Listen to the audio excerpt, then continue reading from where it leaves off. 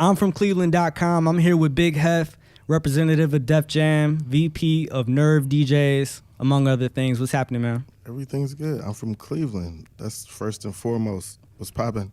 So tell me, how did you initially get involved in the music industry?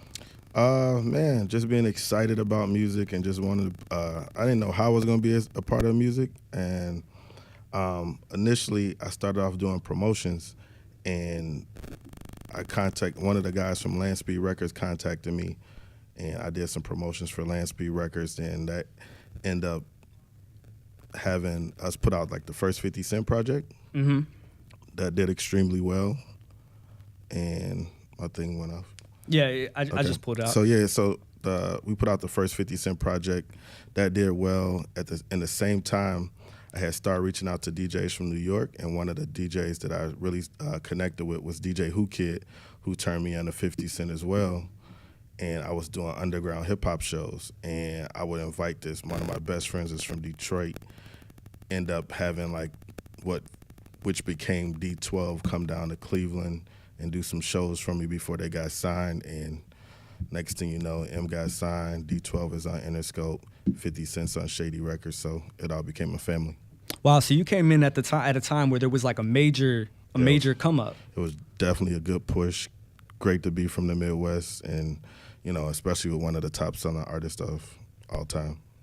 So how does what does a rep do exactly? What does a rep get paid to do? A whole bunch of work and not enough. But usually, when I started doing setting up like after parties for the anger management tour, and then I end up when I first started making connections in the music industry, I always wanted to. I would call Bone and try to intern for him, and that's how I met them. And then we became friends over time and just working different projects of them doing different releases with their solo albums, from Busy Bone, Lazy Bone, Crazy Bone. And, reps anywhere from radio promotions, online promotions. Then it was more lifestyle promotions that went along with the music as far as increasing awareness. And, just kind of building, you kind of fill in the gaps from everything that the artist is missing. So, what are some of the biggest mistakes that you see artists making? First, it would be probably signing bad contracts, not taking the business part of it serious, and thinking that their careers are going to last forever. And they typically don't. They usually are 2 albums. It's mostly like the average for an artist. If they get past 5 albums, I think they considered a legend or a GOAT status. And if they last past 5 years, they're good. How can artists protect themselves or at least prepare for that kind of thing? I think it all starts with building a team, from selecting your manager.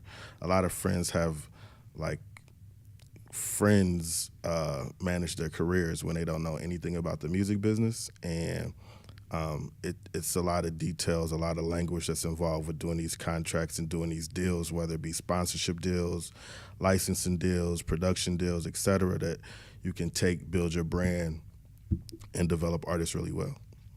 How did you learn the language of the music business? I was always intrigued about the business part. I always wanted to know who Lear Cohen and Kevin Liles was, and why Dame Dash and Jay-Z was always talking to them instead of talking to other people and the other artists. And, I always was intrigued by behind the scenes, whether it be from the lawyers that was doing, at the time, 50 Cent had did $1 million deal, and that was unheard of. You know what I'm saying? So when Drake did his $1 million deal, I was like, wow. Kid Cudi did $1 million deal. I was like, oh wow, who's getting that 20%? You know what I'm saying? Right. It's a lot of money. And I remember talking to my guy Caveman, and he was just telling me about Gucci Mane, and I guess probably at the height. I think he's at a re-height now, but he was doing $200,000 or $250,000 a month, and I just thought that was insane. And he's like, "Look, if you're a manager, you get 20% of that monthly income that's coming in. So become a manager." And I remember guys like LB and just telling me about the business part of it, because I would just ask questions a lot. And a lot of the guys that are industry execs now, they're my mentors, so I would just always ask questions on how I could become better. What would it take for me to become better? How much work it would take for me to be involved into the industry? And, I kind of developed my own brand within the industry in a niche of my region, and I'm still here. What is Nerve DJs, and how'd you become the VP of that?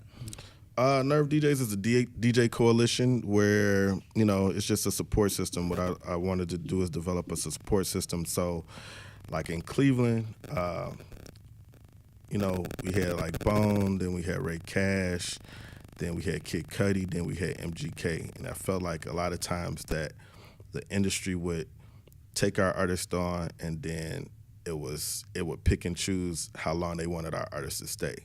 So I wanted to develop a support system behind that our artists will have an outlet and a support system that can support their music so they can have longer careers in the industry. So it's a DJ coalition. We break a lot of records. We're in a lot of clubs and a lot of radio stations, and that's the biggest thing. That's one of the biggest things for our artists to keep surviving. So, you got in the music industry a while ago, in music years. The sound has changed. Does that impact, the way that you work? Does it impact your job? Did your taste have to change?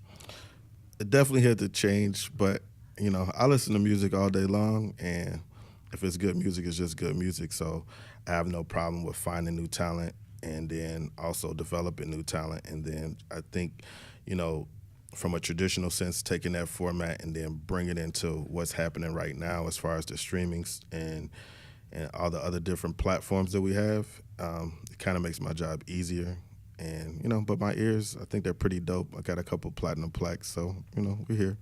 You mentioned streaming. How did that impact the industry? You were there to witness that firsthand? Yeah, you know what? It just gave a different outlet, and it gave a different platform for artists to be heard and then develop a fan base. And from it becoming a free service to what it is now, it's a revenue-generating service, so it's another way for artists to eat and feed their families and put food on the table and take care of themselves. So, I really applaud it, and I think they're fixing some of the percentage rates and how it pays out to make it more effective for both sides. How has the, marketing changed? Because, nowadays you see these guys, these SoundCloud rappers that get on Instagram, they let the people know where the show's going to be at, and they market directly. How have things changed on your end with that coming about?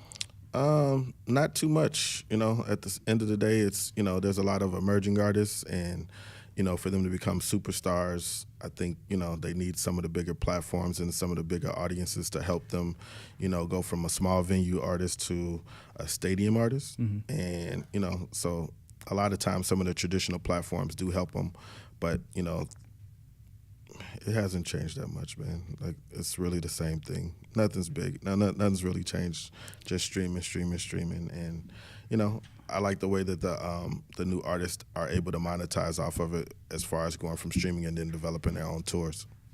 What skills really helped you succeed in this industry? What skills or knowledge? Reading some books, but really just getting your hands dirty as far as doing, like about 7 years ago, I developed a touring system where I toured the Midwest constantly to build my name and brand my name. So a lot of the artists that are signed now are some of the artists that I developed. And then, and so that helped me build a relationship with the younger generation and, take their careers to another level. So if I see somebody, which now is a platinum recording artist like a T Grizzly, I know him when he was an underground artist. You know what I'm saying? So seeing a famous Dex or seeing Ford from Black Ink Chicago, so I see a lot of talent, whether it be an Esri or something like that, just seeing him being a young kid and now he's signed to Nas's label and being at Mass Appeal and actually seeing him inside the building is, I think it's really dope. So you spot these guys and you kind of do you take them under your wing or do you put them with the right people? Some I take under my wing, some I put under the right people. Like, it just depends on what type of artist and how I can help them.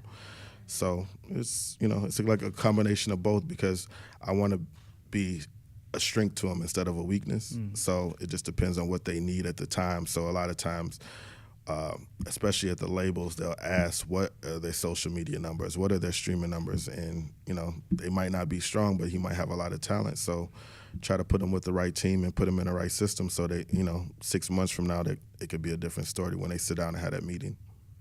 What does an artist need to do to get into a position where someone like you or at a label is even looking at them?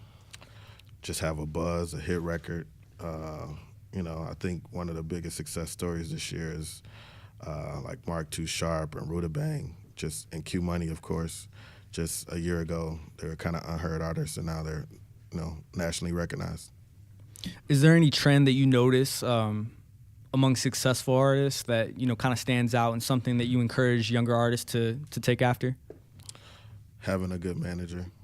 I think that's like one of the biggest keys because they're kind of like your eyes behind your head, where they can see things and develop things that you're not you're focused on what's in front of you. But I think a good manager will have like at least a year or 2 year plan for you to help you become a better artist and have a better develop a better fan base behind you. So picking the right shows, picking which songs to release, what kind of visuals to release, what kind of imaging that you're going to have as an artist that's going to help people identify with you as an artist. What's something an artist can do right now to kind of take their brand to the next level and to get things a little more serious? Just good music, develop some merchandise to go with it, and then just finding the right shows and stuff to play that can help their fans come out and support them, and then help grow from that. That's all. It's real simple. I don't like to overcomplicate music. A lot of people's like, well, you got to do this and this and this, but I don't think you really have to do it. Like if you got good, dope music and you have a nice team behind you and some good platforms, you can really, you can get a record deal. So you started some companies in your day. You were involved in a marketing company that you founded? Yeah.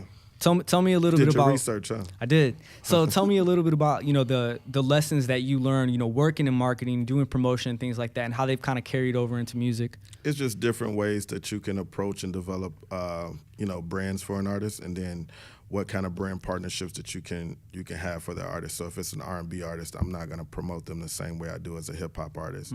There's different outlets and platforms that you have, whether it be radio, whether it be television, whatever clothing designers that you can pick for them, and then what kind of venues that you kind of, I think a lot of times, especially in Cleveland, the R&B scene tries to mesh with the hip-hop scene too much, and now that artist gets overlooked because they're trying to develop a hip-hop fan base, but R&B supporters don't really go to hip-hop shows. Right. Yeah. They kind of end up being a feature artist in a way. Yeah, something, and then there's a good R&B scene here, but you can also travel to like a Chicago or Detroit or New York and Atlanta where, there's a big music scene for you to get some support from. Do you feel like you have a lot to work with in the Ohio area? Yeah, definitely. It's kept me pumping for a decade right now, I feel like. So, and that was like one of the things, even starting like the Ohio Hip Hop Awards and collaborating with my friends to start that, it was really just to bring the awareness and then actually see a lot of the talent that was coming from Ohio, and then seeing who had star potential that you can call a friend or a label and say like, hey, this kid really can make it and take it to the next level. And that's kind of what happened. How did the development of the Ohio Hip Hop Awards come about?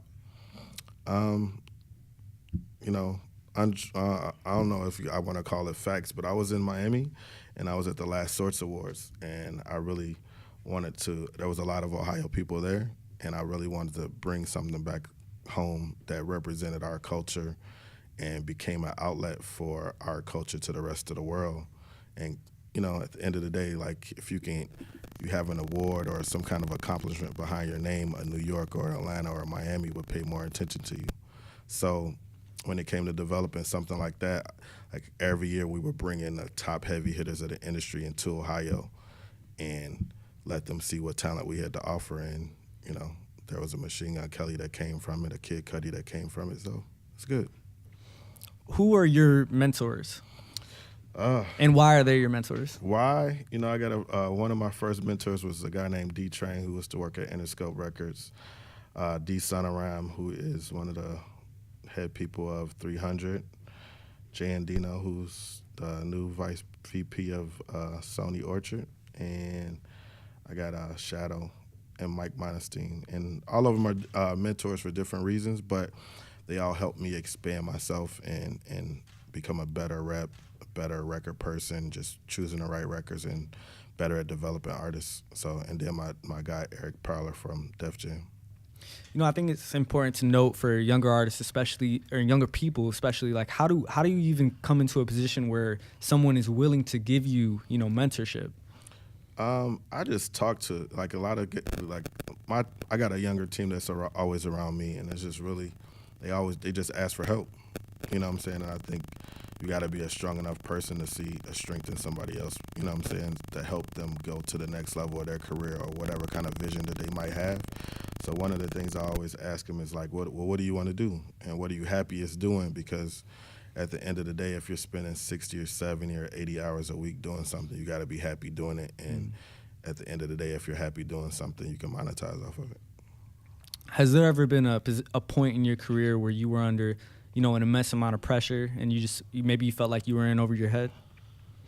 Yeah. When I first took the job at Def Jam and left the Ohio Hip Hop Awards, and kind of don't know like which direction it might go in, because you're leaving something that that was your support system and how people know you, and you're taking on a new role, challenging some stuff, and but I survived it, became better, worked at a lot of good projects, and gained a lot of credibility.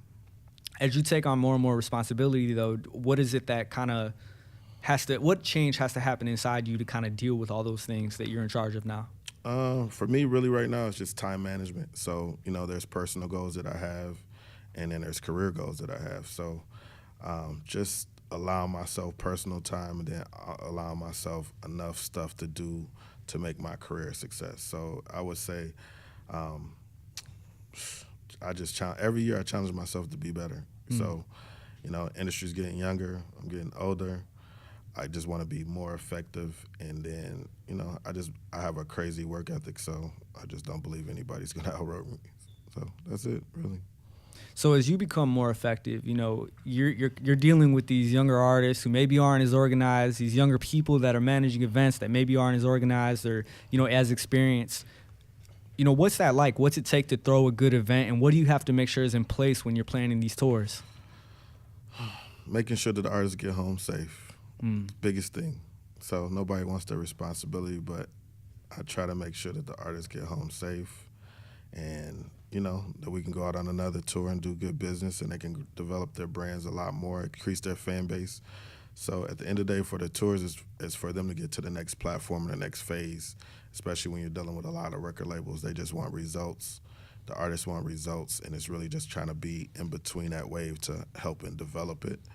And with the tours, it's just, the communication, I just think the communication plays a key part, when you're talking to like a lot of the younger generation, because they don't, at the end of the day, they might not know. And if nobody's telling them, then, you know what I'm saying? You can't fault them if nobody's telling them.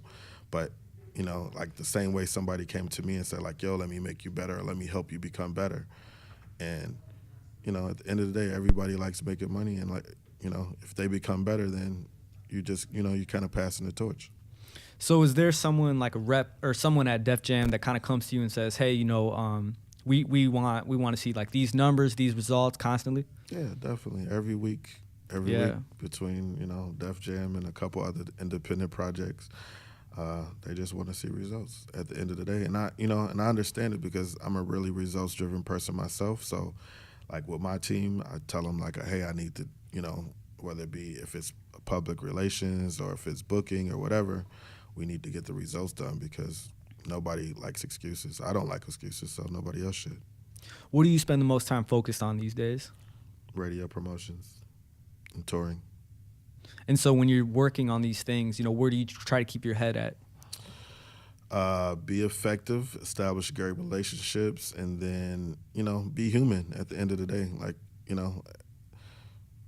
people can relate to you if you're telling them real stuff.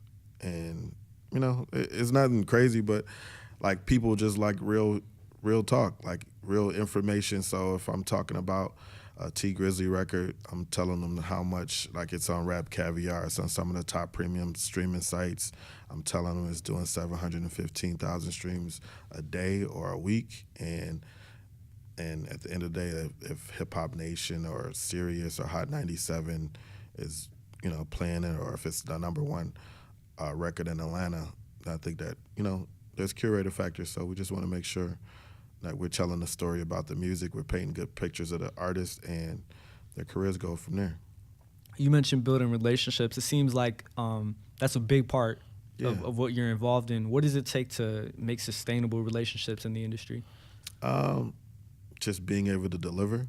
You know, one of the biggest things, a lot of people talk, but a lot of people don't deliver. And then just, you know, having the right information to talk to them about. So, you know, if it's a DJ or if it's a website or whatever the case may be, you kind of know what, you know, ask them what they like, what they don't like, anything that we can give them exclusive, et cetera. So, you know, just building relationships that, you know, at the end of the day that, you know, you have some go-to people in your corner whenever you need something as well. Someone who wants to follow in your footsteps, that's young, maybe a college student, you know, what direction would you point them to get started? Internship, finding out which key things that they want to do, whether it be a photographer or whether it be a videographer or whatever, but, you know, just find out what kind of stuff that they want to do. So, and then, you know, give them some testers and feels and see what they like and how effective they are at doing some stuff. And, you know, if they deliver, then you can open more doors for them and, you know, hopefully their careers go from there. I had a couple people that used to intern for me end up working at Sony, some end up working at MTV, some end up working at record labels. So, you know, it just depends on what they want to do. So you wrote a book too, right? Or you have another one coming out? I wrote a book last year called Making It in the Midwest. It was really based upon the success stories of artists that I work with in the Midwest and how, you know, basically for a lot of people that's just starting, it's like a how-to guide to get into the music industry.